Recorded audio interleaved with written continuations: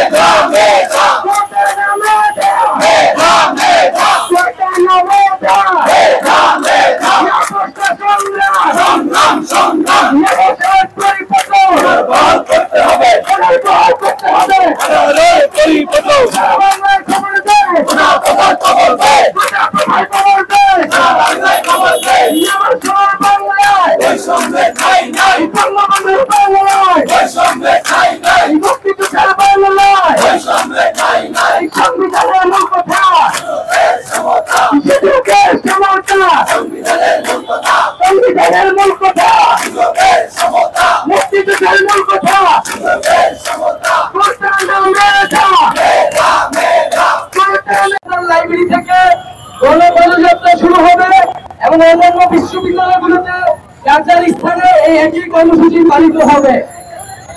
বন্ধুগণ, আমরা এখন আমাদের মিছিল থেকে পক্ষের সাথে যাব। আমরা তার আগে স্লোগান শুরু করব। আমরা এর আগে যদি সাংবাদিক ভাইদের প্রশ্ন থাকে সে প্রশ্ন থাকলে আমরা সেই প্রশ্নগুলো নিয়ে আমরা আমাদের পরবর্তী কার্যক্রম করব। আমরা আজকে 18 পরিপত্র পুনর্বহালের দাবিতে নেমেছি এবং ঢাকা বিশ্ববিদ্যালয়ের শিক্ষার্থী, ঢাকা কলেজ এবং সারা বাংলাদেশের যত বিশ্ববিদ্যালয় আছে সবাই আমাদের সাথে একমত হয়েছেন এবং আমরা এই 18 পরিপত্র পুনর্বহালের দাবিতে আমরা রাস্তায় থাকবো, আছি এবং রাজপথে সবসময় থাকছি। আপনারা দেখেছেন আলটিমেটাম দেওয়া সত্ত্বেও আমাদের দাবি মেনে নেওয়া হয় নাই। এর জন্য আমরা আরো কঠিনতর পর্যায়ে যাব এবং সরকারকে বলছি যে আমাদের দাবি মেনে নেওয়া হোক, নইলে আমরা আরো কঠিনতর পদক্ষেপ নিব। এবং শিক্ষার্থীরা যখন রাস্তায় নামে তাদের বুঝতে হবে যে আমাদের বাংলাদেশের কি একটা অবস্থা। যখন শিক্ষার্থীদের পড়াশোনা, পরীক্ষা, তাদের ভবিষ্যৎ না দেখে এই দাবি নিয়ে রাস্তায় আছে এবং এই রাস্তায় নামার দাবিটা কি? তার ভবিষ্যৎ। তার যদি ভবিষ্যতে না থাকে তাহলে এই শিক্ষা দিয়ে কি করবো? আমরা শিক্ষা দিয়ে কি করবো? এই শিক্ষাটা তখনই হবে যখন আমাদেরকে সমান সুযোগ হবে। এই কোটা দ্বারা 56% কোটা দ্বারা আমাদের সমান সুযোগ থেকে বৈষম্য তৈরি করা হচ্ছে। এই বৈষম্য আমরা মানি না, মানবো না এবং 18 পরিপত্র পুনর্বহালের দাবিতে আমরা রাজপথে থাকবো। আপনারা জানেন যে 2018 সালে আন্দোলনের মাধ্যমে প্রধানমন্ত্রী বলে দিয়েছিল যে স্বাধীনতার 45 বছর পরে আসলে কোনো ধরনের কোটা রাখার যৌক্তিকতা নেই। তার প্রেক্ষিতে আমরা কোটার বিরুদ্ধে যে আন্দোলনটা ছিল সেটা সমাপ্ত হয়েছিল, কিন্তু হাইকোর্ট আবার সেটা বাতিল করেছেন এবং তার প্রেক্ষিতে আমরা আন্দোলন করছি যেন হাইকোর্টের যে রায় দিয়েছে সেটা নববধ ঘোষণা করা হয় এবং আমাদের যে একটা মেধাভিত্তিক সমাজ গঠন, মেধাভিত্তিক রাষ্ট্র গঠন সেটা যেন করা হয়। আপনি দেখবেন যে আজকে এনরোল হচ্ছে বিশ্ববাসীরা এই দেশে পড়াশোনা শেষ করে তারা এখানে ছোট্ট সম্মান পাচ্ছে না, প্রয়োজনীয় কর্মসংস্থান ব্যবস্থা হচ্ছে না। আমরা বিশ্বাস করি যদি কোটা যদি বাতিল করা হয়, মেধাভিত্তিক নিয়োগ চালু করা হয়, তাহলে যে রাষ্ট্রের যে দুর্নীতি অব্যবস্থাপনা সেগুলো শেষ হবে এবং লেনদেনটাও দূর হবে।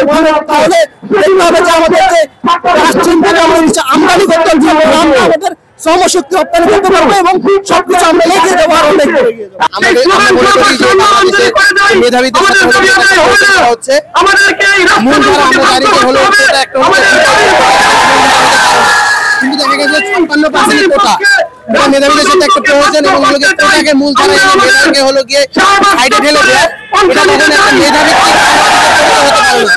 1971 সালে আমরা বাংলাদেশ স্বাধীন করেছি, আমাদের স্বাধীন করেছে একটি মেধাভিত্তিক এবং একটি সুন্দর বাংলাদেশ গড়ে তোলার জন্য। দেখা গেছে যে কোটার সিস্টেমের মাধ্যমে বাংলাদেশ থেকে ঠেলে দেওয়া হচ্ছে, বাংলাদেশ আমাদের প্রতিবাদের বিরুদ্ধে আমাদের আন্দোলন। আমরা চাই সুন্দর বাংলাদেশ গড়ে উঠুক, মেধাভিত্তিক বাংলাদেশ গড়ে উঠুক। আমাদের ছাত্র সমাবেশের প্রোগ্রাম এখান থেকে আন্দোলনকে আগামী আন্দোলন আমরা 30 তারিখ পর্যন্ত আলটিমেটাম দিয়েছিলাম, কিন্তু তারা হলো আমরা হাটবাজারে যাওয়ার সিদ্ধান্ত নিয়েছি। পর্যন্ত আমরা আমাদের দাবি আদায় করতে